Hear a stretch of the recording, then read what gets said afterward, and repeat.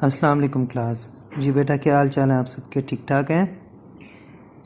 ले बेटे, ये आज आपका 7th फ्लो चार्ट है जिसमें बेसिकली एक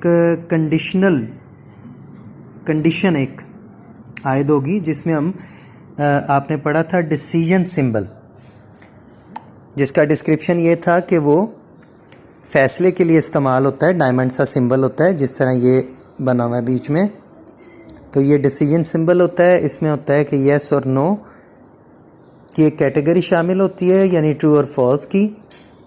इसमें इस तरीके से है जैसे आप कोई काम कर रहे हो, तो जैसे मैं अक्सर चाय बनाने की एग्जांपल आपको देता हूँ।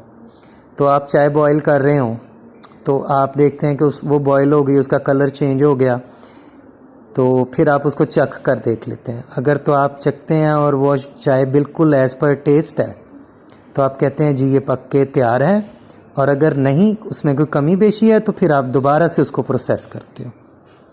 तो ये डिसीजन का यही एक फंक्शन होता है। तो यहाँ पे आपसे कह रहा है कि conditional flow in flow chart, in the following flow charts we study that the flow between steps can depend upon a certain condition. जो आपका फ्लो होता है, फ्लो चार्ट फ्लो लाइन के ज़रिए से जो दिखाना है, वो कहते हैं कि जो फ्लो है वो डिपेंड करता है एक कंडीशन पर। ठीक है जी, तो एक कंडीशन पर वो डिपेंड कर रहा है। If the condition is true then the flow is different from when the condition is false.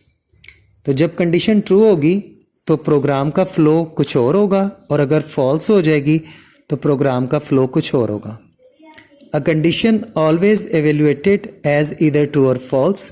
Condition हमेशा या तो ट्रू होती है या फॉल्स होती है।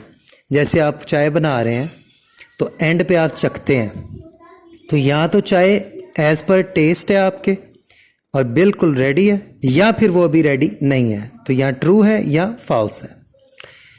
इसी से हम एक एग्जांपल से इसको बताते हैं फ्लो चार्ट को। वो कहता है कि determine whether given number is odd और इवन। आपको पता है बेटा, ऑड नंबर्स क्या होते हैं? जो 2 के टेबल पे आ जाते हैं, यानी 2 पे डिवाइड हो जाते हैं, वो ऑड होते हैं, इवन होते हैं। और जो 2 पे डिवाइड नहीं होते वो ऑड होते हैं सारे के सारे। ठीक है, उर्दू में जिसको कहते थे ताक और जुफ्त, जुफ्त इवन कहलाता है। इवन का मतलब है जो 2 के टेबल में, यानी 2 पर डिवाइड हो जाएं पूरे पूरे, तो वो इवन।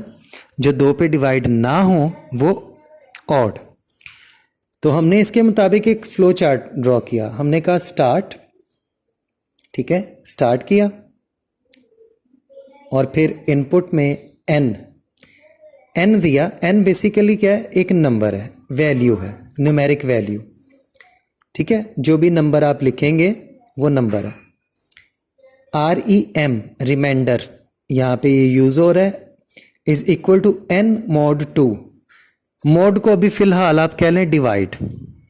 ठीक है, n में आप लिखेंगे नंबर, जैसे 2 डिवाइड हो जाएगा वो 2 पर, तो पूरा पूरा हो जाएगा, तो वो इवन है। लेकिन अगर मैं n की जगह लिख दूं 3, तो क्या 3 2 पे डिवाइड होता है, यानी 2 के टेबल में 3 आता है? तो जवाब है नहीं, तो वो फॉल्स है। तो जो 2 पे डिवाइड हो जाएगा वो इवन, और जो 2 पे डिवाइड नहीं होगा वो ऑड। अब उसके नीचे देखें तो नीचे लिखा हुआ है REM रिमाइंडर इज 0। अगर तो रिमाइंडर 0 हो गया तो यस, अगर रिमाइंडर 0 हो गया तो इसका मतलब है 2 पे डिवाइड हो जाएगा, तो प्रिंट कर देना कि नंबर है इवन। और अगर रिमाइंडर 0 ना हुआ तो नो कर देना और प्रिंट कर देना कि नंबर इज ऑड, यानी जो 2 पे डिवाइड नहीं हुआ वो ऑड, जो 2 पे डिवाइड हो गया वो इवन।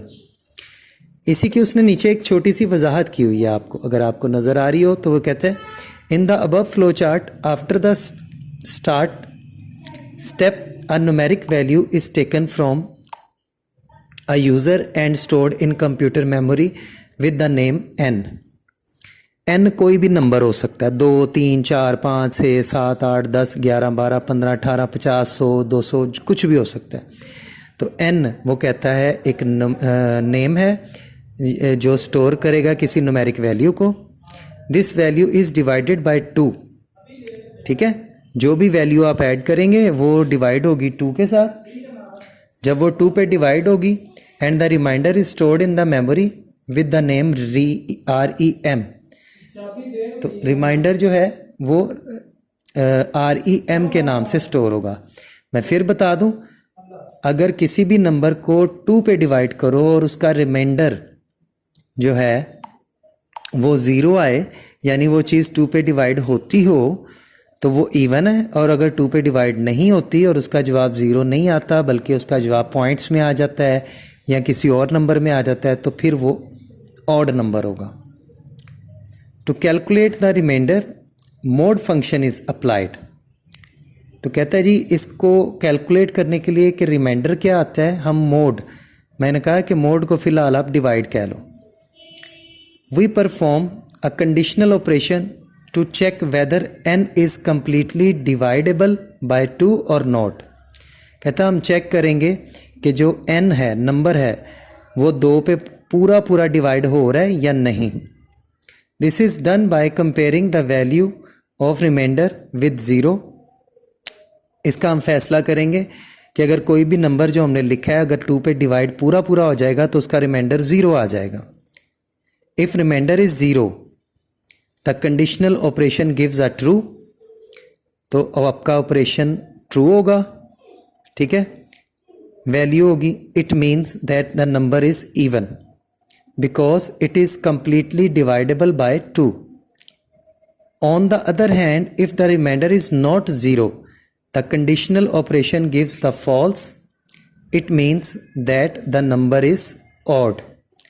ठीक है बेटा, तो देखो ये फ्लो चार्ट कैसी ज़बरदस्त चीज़ है कि मैंने आपको सिर्फ फ्लो चार्ट से ही समझाया, वही चीज़ उसने सारी एग्जाम्पल में लिखी हुई है। तो फ्लो चार्ट मुकम्मल तौर पर एक प्रोग्राम के बारे में समझा सकता है।